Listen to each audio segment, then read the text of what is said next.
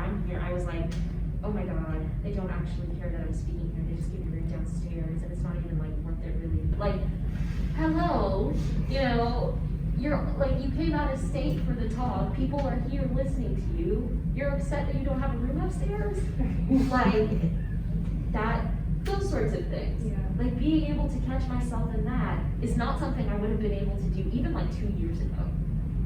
It's not something I had the language for, the brain power for, because wanting everything to be right is exhausting. And being so scared of being wrong or incorrect in any fashion is exhausting. You know, I ended up giving myself a lot of space when I did nothing.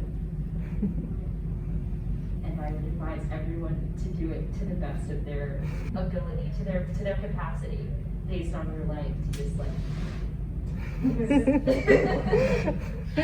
as much as possible for you in your life, just slouch and think.